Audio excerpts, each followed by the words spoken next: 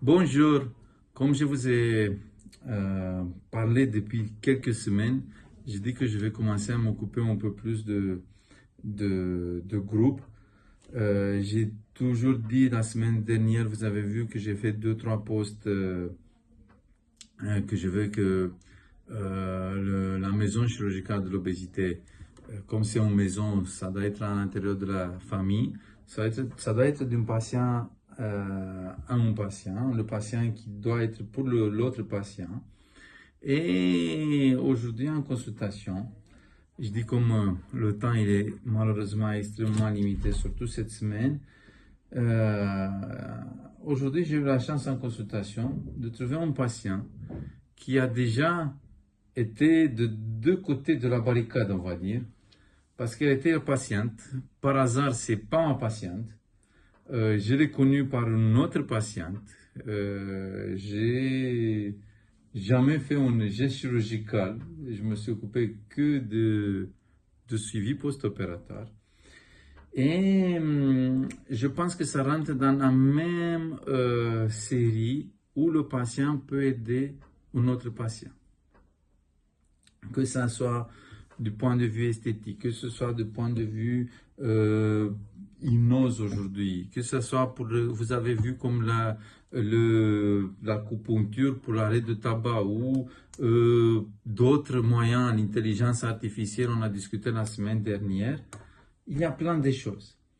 Et je voulais déjà qu'on parle un peu, qu'on se présente.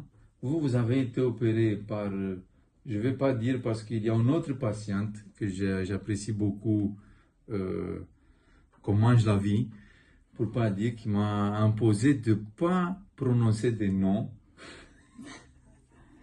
Donc, vous avez été opéré il y a combien de temps? En septembre 2024. Septembre 2024. Et nous, on s'est connus la première fois, je pense que c'était une autre patiente qui ouvrait le Tout à cabinet fait. d'esthétique. Tout à fait. Je ne sais pas si je vais prononcer le nom, mais c'est un patient qui est... C'est toute la famille de patients que je connais extrêmement bien et ça me fait plaisir de penser déjà à elle. Mais je pense que c'était vers 6 mois de l'opération environ. C'est ça. Environ. Et petit à petit, vous êtes venu en consultation avec des hauts et des bas. Je pense à un autre patient que j'ai dit la première fois avec les boîtes. Oui. Chacun de nous on a notre propre boîte. Et elle s'occupe de... Vous vous occupez? Décrivez-vous un petit peu. Alors, moi, je m'occupe, je suis hypnothérapeute et je m'en sers beaucoup pour la chirurgie bariatrique que j'ai subie, hein, il y a 1 an et demi maintenant. On peut régler les problèmes de tabac, hein, d'addiction, en préopératoire, en post-opératoire pour régler les problèmes de sucre, bien évidemment, de compulsion. Voilà. Et pas que. Et Il pas faut que. que je vous dise que elle a pris en charge même quelqu'un de notre équipe. On va garder la confidentialité, hein, parce que toujours il faut garder la confidentialité. Mais petit à petit, lors de nos consultations, j'ai vu, et même maintenant, je me suis noté quelques points où je pense que je ne vais pas faire la pub pour hypnose ou pour autre chose. Vous savez très bien, comme pas d'intérêt économique avec personne, ni même pas avec ma mère, même si c'est elle qui tient la comptabilité. La semaine dernière, m'a dit que je dois le payer comme comptable, même si je paye déjà beaucoup les comptables. Mais il y a tout pour vous aider. Il y a rien qui va vous aider à 100%. Ni la chirurgie, ni Marius Nedelko, ni X ou Y. Il n'y a que des outils. Je veux que pour mes patients, on a le plus des outils possibles. Comme du point de vue bariatrique, je dis que je me concentre, je suis passionné, voire obsédé de la chirurgie bariatrique et je peux faire tout type d'opération. Je peux vous mettre tout type de médicaments ou toute autre chose, vous allez le trouver. Vous avez l'endoscopie, on a tous les procédures possibles et impossibles. Cette semaine, je vais avoir des réunions avec la Chine, même pour des nouvelles interventions. Donc, tout ce que c'est ça, je me bats. Tout ce que c'est en préopératoire, en post-opératoire, je vais vous présenter. Ça fait longtemps que je n'ai pas vu M. Badawi pour l'arrêt de tabac, pour le machin. Il faut tout ça. Donc, l'hypnose, pendant les dernières années, presque, j'ai découvert qu'il y a plusieurs endroits où ça peut faire du travail ensemble. Ça peut être des outils qui peuvent vous aider. Pour moi, le plus important et le premier, c'est l'arrêt de tabac en préopératoire. Et je pense que parmi vous, il y a plusieurs qui sont convaincus que j'insiste beaucoup sur l'arrêt de tabac avant l'opération. Je vous dis, à chaque premier rendez-vous, je vous dis que 20 complications de chirurgie bariatrique sur 20 complications 19 humains. Ça, c'est l'expérience de Patrick Noël, le chirurgien qui était à Aubagne avant, dans les années 2015, qu'il avait fait 2000 sleeves, plus de 2000 sleeves, 2050 sleeves. Il y a eu 20 complications sur 2050 sleeves. À l'époque, c'était l'expérience avec le moins de complications possible. Sur 20 complications, 19 humains. Donc, l'arrêt de tabac préopératoire, j'ai dit aux patients, vous proposez l'hypnose, X propose avec l'acupuncture, l'autre le laser, l'autre le machin. Moi, j'ai 100 patients. Sur 100 patients, il y a une très bonne étude aux États-Unis qui dit que si nous, les médecins, on dit que c'est très important d'arrêter le tabac, c'est 1% qui va arrêter. Allez, peut-être moi je passe plus de temps, c'est pour ça que je retard souvent en consultation avec des patients, et il y aura pas 1%. Bon, il y a toujours l'ego, hein, même si je suis, vous voyez, dans une petite chambre de consultation, j'ai un petit ego, hein, parfois, j'ai un petit ego, mais quand je dis la passion que je pose pour le patient et pour le bien-être du patient, je pense que c'est pas petit. Et l'effort et mon intérêt, j'espère que je ne suis pas à 1%, peut-être je suis à 5% ou 10% maximum, mais je ne peux pas être à plus de 10%. Je suis pas autant fort pour trouver la cause du tabac et à 10%. Et à ce moment-là, il y a les autres 4 ou 5 outils qui font rentrer dans le jeu. Si pour certains patients, ça marche ça ou ça marche l'autre, je m'en fous. Le plus important, c'est le résultat. Si le patient à l'opération, il a arrêté le tabac, c'est parfait. Racontez-nous des histoires de tabac. Avec l'hypnose, comment on peut faire pour arrêter le tabac? Avec l'hypnose, il faut savoir que toute addiction, elle est due à notre passé, hein, à des deuils, à des chocs émotionnels, de ce qu'on a pu vivre toute notre vie. Et en fait, en hypnose, on travaille sur les travers que nous subissons toute la vie. Et ça permet, en tout cas, le tabac est souvent déclenché après un choc, après un deuil, ou peut-être dès l'enfance pour faire bien, à 14-15 ans, fumer la première cigarette et dire ça fait bien, donc je fume, et après on s'arrête. Non, c'était pas un choc, c'était juste le plaisir. Ça, c'était juste le plaisir. Mais il faut savoir que tous les méfaits du tabac qui sont entraînés à l'heure d'aujourd'hui, vraiment par l'hypnose, on peut, sans médicaments bien évidemment, hein, par l'hypnose. Mon patient Marseille, que j'ai vu d'ailleurs, que ça fait un peu de temps que je n'ai pas vu, mais j'ai vu qu'il a ouvert même un centre pour arrêter le tabac, et il dit au tabac, cancer au crédit. Au crédit au cancer. Tu fais comme un crédit au cancer. C'est ça. Donc tu vas payer. Moi, je l'ai dit pour les patients avec le bypass, hein, c'est un problème. Je me rappelle un de mes premiers patients que j'ai pris en urgence à Strasbourg. Il avait fait le bypass dans les années 2000. Il avait arrêté le tabac jusqu'en 2005. En 2005, il a arrêté le tabac jusqu'en 2013. Et en 2005-2013, il a fumé. En 2013, il est venu en urgence avec une péritonite. L'ulcère, il était perforé. Les patients avec le bypass qui fument, ils vont développer des ulcères qui vont se compliquer plus tôt ou plus tard, soit avec perforation, soit avec hémorragie, soit avec douleur chronique, c'est sûr. C'est juste une question de temps. C'est comme cancer, au crédit au cancer, c'est comme si je prends la cigarette, ça va exploser cette fois-ci ou dans un moment dans l'avenir. Non, vous dites que c'était par plaisir, donc il faut arrêter ça, ou de revenir et traiter le choc avec l'hypnose. Tout à fait. Donc ça, c'était pour moi la première chose. Il faut que je vous, lors de cette, je pense depuis un an, on s'est vu au minimum 3-4 fois, vous m'avez dit à un certain moment quelque chose de très très intéressant. Soit ça marche la première fois, soit ça ne marche pas. C'est ça. C'est ça. Et il faut que la personne veuille arrêter. Ça, c'est primordial. Pour arrêter une addiction, il faut que la personne soit prête et veuille arrêter. Se rendre compte des effets, des mauvais effets. Donc, c'est l'hypnose, l'acupuncture, l'autre chose, tous les autres outils sont que des outils. Voilà. Nous, c'est une aide, c'est un accompagnement. C'est la même chose que moi, j'ai dit pour la chirurgie bariatrique.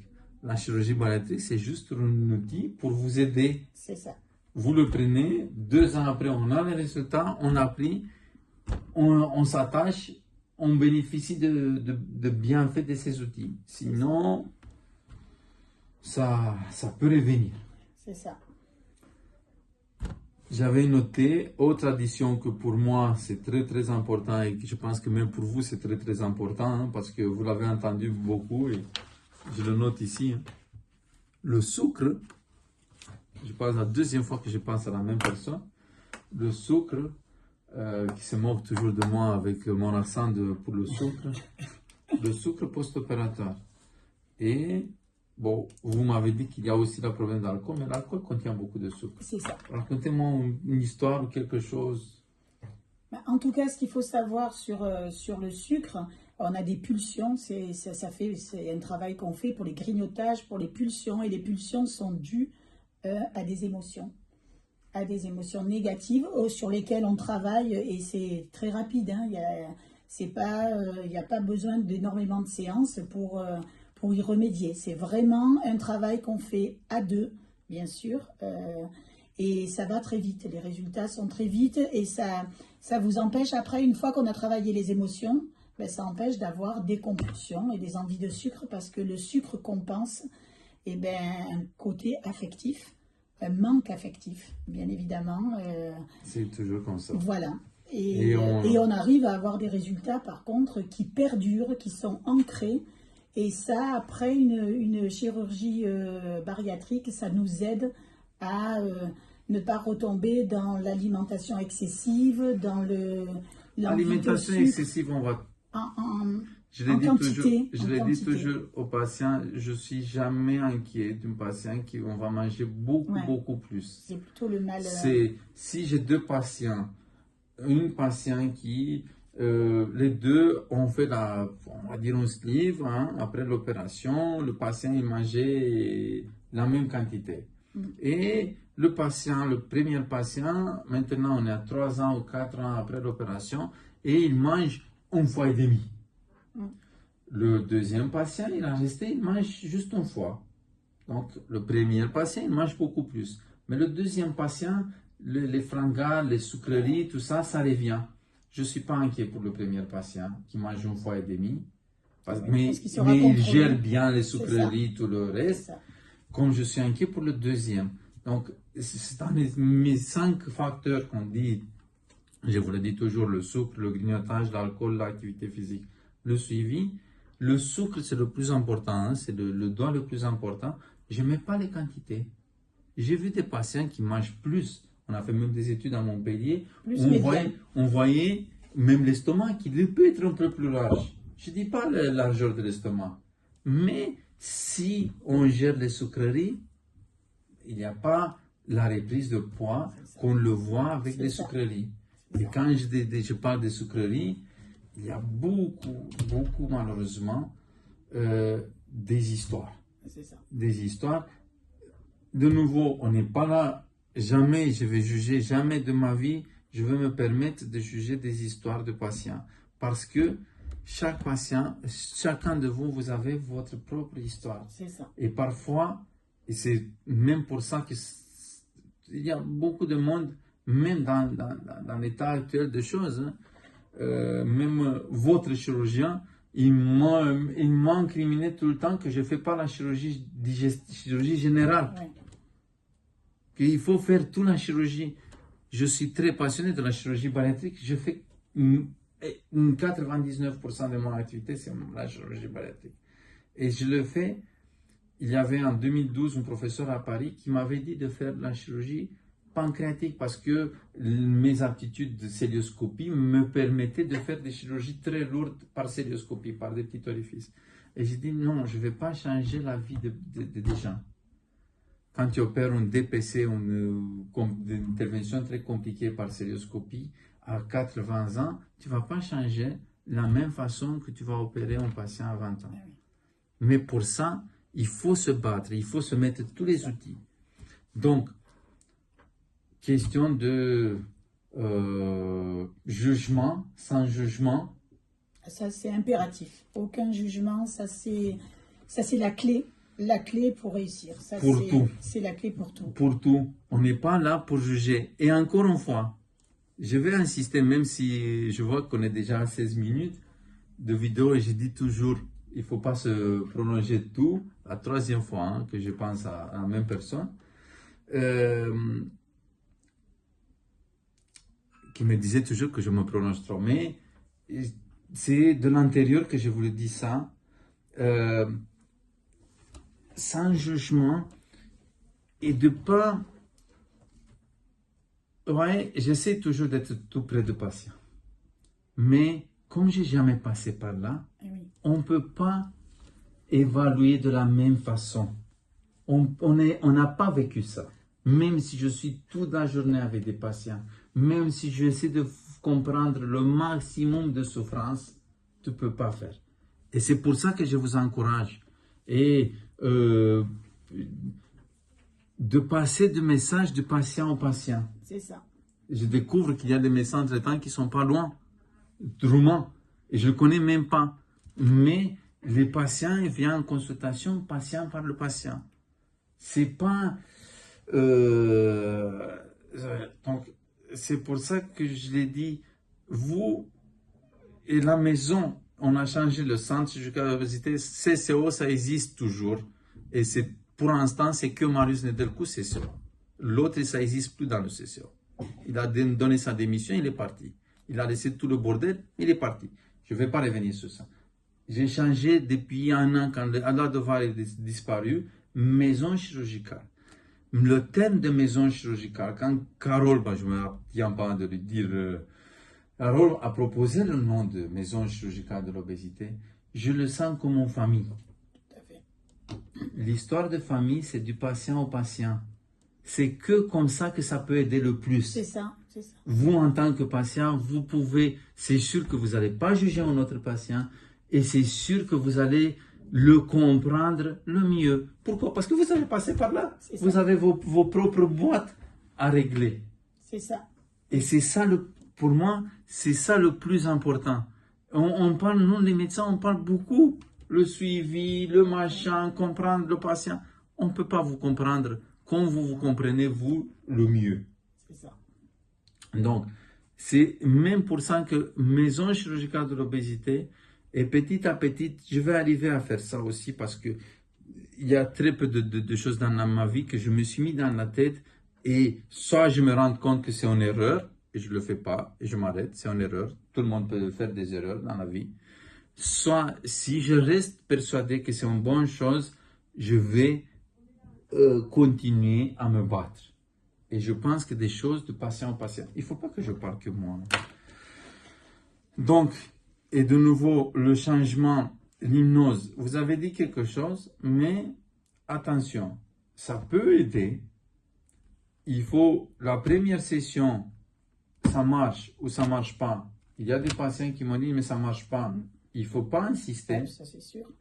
Donc, c'est pas de faire 50 sessions pour voir si ça va aider. Le patient, vous mettez toujours maintenant avec les nouveaux Novo Nordisk, Mounjaro, Wegovy, les médicaments. Je ne suis pas contre les médicaments, je vous le dis tout le temps, mais attention parce que c'est des outils, mais il faut le faire ensemble avec des autres outils. Le médicament, c'est génial maintenant pour la compulsion de sucre. Si on découvre ça, c'est extraordinaire. On prend le médicament, on n'a plus de compulsion de sucre. Le souci, c'est un mot